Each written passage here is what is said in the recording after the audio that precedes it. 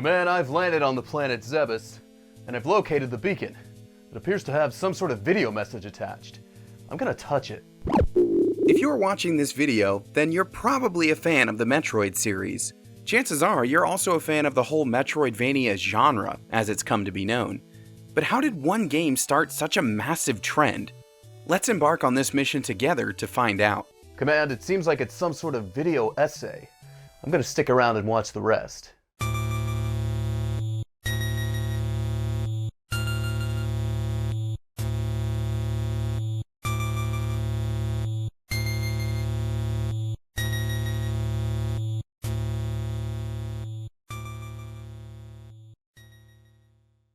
Metroid debuted in Japan in 1986, nearly a full year after the original Super Mario Bros. Launched and about half a year after the arrival of The Legend of Zelda. It's important to mention those games because Metroid's goal was to combine elements of both. Nintendo wanted to merge Mario's platforming with Zelda's exploration, and thus, Metroid was born. Like the genre it spawned, the name Metroid is itself a portmanteau. It's a combination of the words metro, as in a system of travel, and android, like a robot. And it is of course the kickoff for the Metroidvania genre, which combines the names of the Metroid and Castlevania series, since their gameplay is emblematic of the genre. It's not a particularly helpful name since it doesn't actually describe the gameplay intrinsically, hence why these sorts of games are known as search action in Japan. I would also like to propose the term gated platformer as the name for this genre of game. Get those hashtags going, Framework fam. Just a bunch of fancy words so far, Command. I think he's gonna start getting into the details now.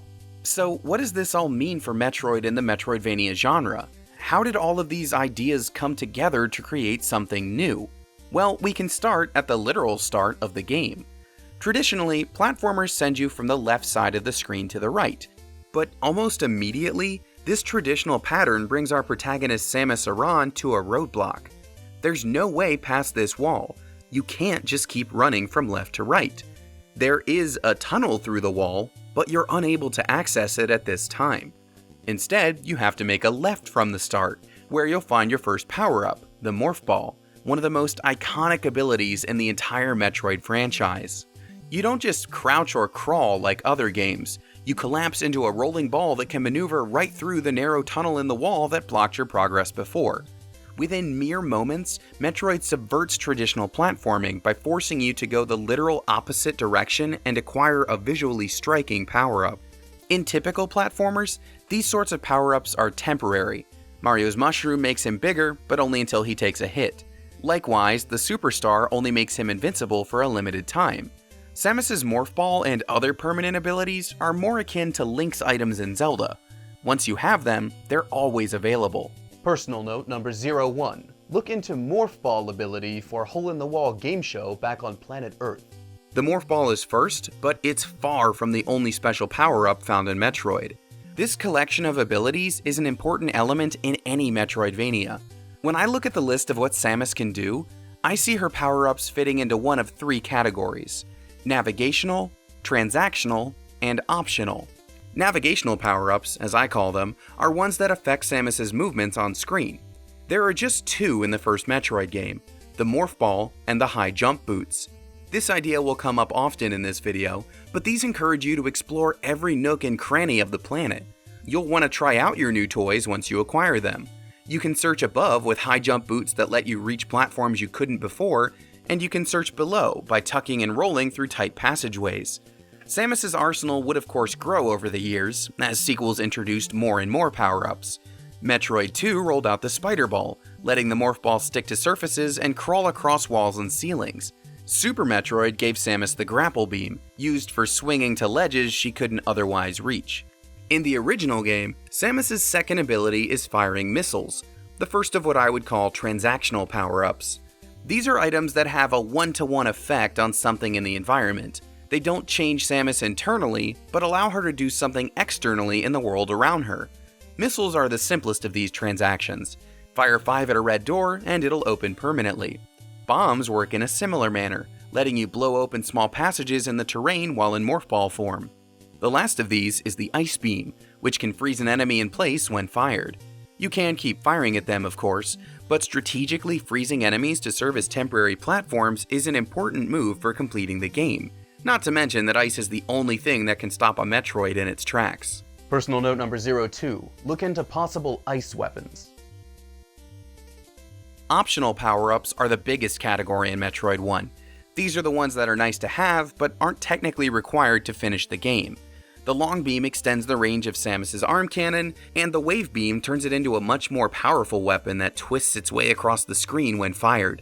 The screw attack lets her spin jump into enemies to defeat them, and the Varia suit cuts the damage she receives in half.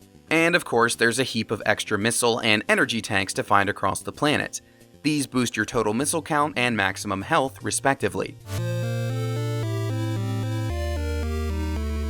Now, don't get me wrong, all of the things I just listed are very nice to have and make Samus's adventure more fun, but you can totally see the ending without them. Let's be honest though, you're gonna want all of them. And in sprinkling so many of them across the map, Nintendo created a sense of exploration. Each essential upgrade gives you access to more and more fun hidden secrets. Getting the ice beam means you can reach the energy tank in the very first section of Brinstar. Strapping on the high jump boots will let Samus reach the super sturdy Varia suit at the top of the map. Speaking of the map, we need to talk about it.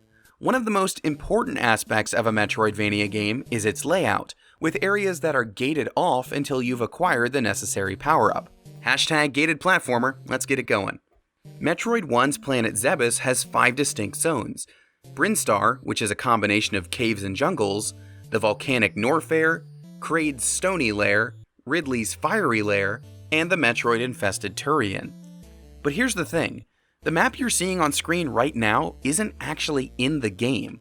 It's up to you to track your position and remember how the chambers connect. You will almost certainly get lost a few times, but it's only natural to lose your way while exploring. Personal note number 03, remember where I parked the space car. This is another aspect of what separated Metroid from other Nintendo games at the time. You'll never get lost running to the right in Mario Bros., and Zelda keeps general tabs on your location in the overworld while offering full-on grid maps for its dungeons. Metroid relies on your own navigational skills to survive on this alien planet. The more strange technology you pick up, whether it's a tool like bombs or a combat maneuver like the screw attack, the more confident you'll grow, and the deeper into the strange world you'll want to explore. Thankfully, elevator rides and changing musical cues help to distinguish when you've entered a totally different zone.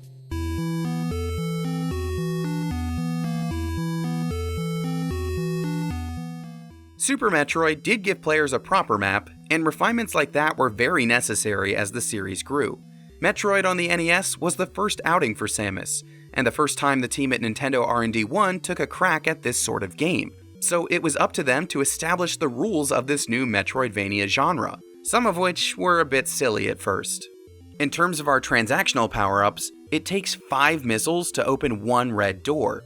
Now, they do stay open permanently after that, but I still feel like I'm inserting 1 key into the same lock 5 times before it'll actually let me through. This wasn't changed until Metroid Prime, when red doors finally only required 1 single missile to open. Later games like Prime also let you swap between Samus's various weapons. Remember that fancy optional wave beam? It's a fun, powerful weapon, but it outright replaces the ice beam when you pick it up.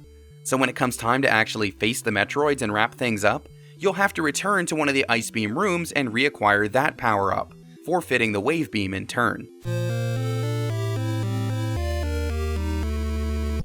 I promise I'm not being nitpicky. Framework is a channel about positivity after all, but it's important to see where Metroid started, warts and all, to understand how it grew into the massive, genre-spawning franchise it is today.